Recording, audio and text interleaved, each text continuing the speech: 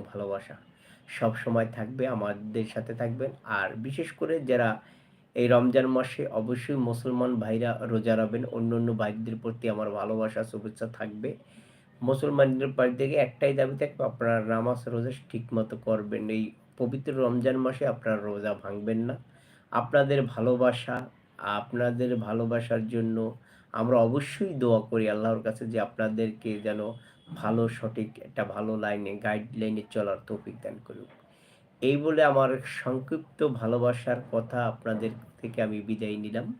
আমি মামুন, আবারও নতুন কনটেন্ট নিয়ে ইসলামিক কনটেন্ট গুলো নিয়ে আমরা হাজির হব আপনাদের কাছে। আপনারা যদি কেউ মানে কি ধরনের কনটেন্ট গুলো আমার অনেকগুলো কনটেন্ট অলরেডি এডিট করা হয়েছে। আপনারা যদি আমাদের কোনো কনটেন্ট দেখতে চান যে এই ধরনের কনটেন্ট গুলো, কি ধরনের কনটেন্ট গুলো আছে, যদি ওই রকমের কনটেন্ট গুলো থাকে তো ওইগুলো আগে ছাড়বো। আপনাদের ভালোবাসা যেটা হবে সেটাই আগে ছাড়বো। আপনারা আমাকে এখনো আমি লাইনে আছি, আমাকে কমেন্ট করে জানাচ্ছেন। এখন ফানি আপনাদের আমরা ৩ টা ক্যাটেগরির যে কনটেন্ট গুলো সেটা আমরা বলি। এক হচ্ছে ফানি কনটেন্ট গুলো, ২য় কনটেন্ট গুলো হয়েছে আপনার যে এইগুলো মানে ইসলামিক কনটেন্ট। আর ৩য় কনটেন্ট হয়েছে দুঃখ, বেদনা ভরা দুঃখ এবং মানে বাস্তবতার সাথে মিল রেখে যে কনটেন্টগুলো সামাজিক যেসব ধরনের দুর্ঘটনা ঘটে সেসব ধরনকে নিয়ে কনটেন্টগুলো আছে। ফানি এবং আপনার বিরহ যেটা সামাজিক যে বাস্তবতা সেগুলো এবং ইসলামিক কনটেন্টগুলো এটা। আপনারা এখনো আমার সাথে যারা সংযুক্ত হয়েছেন তারা যদি আপনারা বলেন যে আপনারা আগে এই কনটেন্টগুলো ছাড়েন, যেটা বলবেন আমরা সেটাই, যেটা দর্শকের পাল্লা ভারী হবে আমি ওই ধরনের কনটেন্টগুলো অবশ্যই ছাড়বো।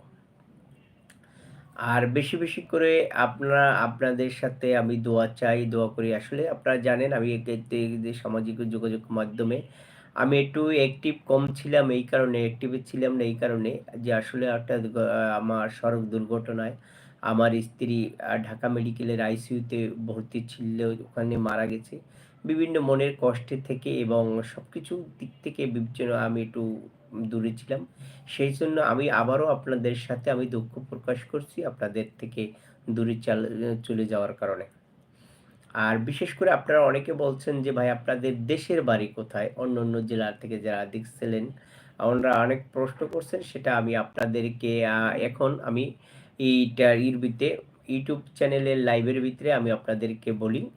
আমার দেশের বাড়ি বরিশাল। আমি বরিশালের ছেলে। এখন আর আমার ভক্ত যারা আছেন, যারা ভালোবাসেন আমাকে সব বাংলাদেশের ভালোবাসে। আমি বরিশাল লিহাইয়ার নিজের পোলা। বরিশালের ছেলে আমি। তবে এখন আমি বরিশালের যে আঞ্চলিক ভাষায় আমাকে কিছু কথা হইলো, দাদু আমরা অনেক কষ্ট করছেন, অনেক অপেক্ষা আনলেন। এখন এই কষ্ট আর অপেক্ষা হরতে হইবে না। মোরা সেট করে আইয়া পড়ছি বরিশাল দিয়া। এটা আমাকে ভালোবাসা আর এগুলা ভালোবাসতে পারেন এবং ভালোবাসা রাখার জন্য আমরা চেষ্টা করব। অনেকে আসলে মনে করছেন আমরা পেজে যে ফেসবুক পেজে আমার যখন থাকে তখন মনে করছেন আমার বাড়ি অন্য অঞ্চলে। আসলে না, আমার বাড়ি আমি বাংলাদেশের বিভিন্ন প্রান্তে আমি চাকরি সুবাদে হোক, বিভিন্ন প্রান্তে যাওয়া আসা আছে। সেই কারণে হয়তো অন্যান্য জেলার কথা বলতে হারি। বুঝছেন? এইগুলো হইতেছে। আর বেশি মায়া গো অতলা কথা আমি আর কইতাম না আপনাদের সামনে। কারণ ইতে বড় খারাপ হয়ে যাইতে পারে। আপনাকে ভালোবাসা ইতে বেটা সবসময় দরকার। বুঝছেননি? আসলে মূলত বাড়ি আমার বরিশালে। এই ব্যাপারটা আমি ছোটবেলা থেকেই আমি শহরে ঢাকায় বসবাস করি এবং আপনারা চিন্তা করেন না হালায় আমি যে ঢাকায়া কুনসুম না। আমি বরিশাল বাড়ি, মেরিল বরিশাল, বরিশালই বাড়ি আমার। সমস্যা নাইক্কা আপনাদের সাথে সামনের কন্টনে দেখা হইব। আর আপনাদের সামনে আপনার পহেলা রোজায় আমাদের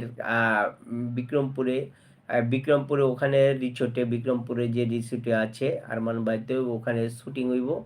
আপনারা যারা শুটিং দেখতে যাইবার চান, ঠিক আছে? তাহলে যাইবার পারেন। ইসলামিক শুটিং গুলো হইব। আপনারা যদি দেখতে চান নাটকগুলো, কনটেন্ট গুলো, ওখানে বাস্তব শুটিং দেখতে চাইলে আমাদের সাথে যোগাযোগ করে ওখানে যাইবার পারেন।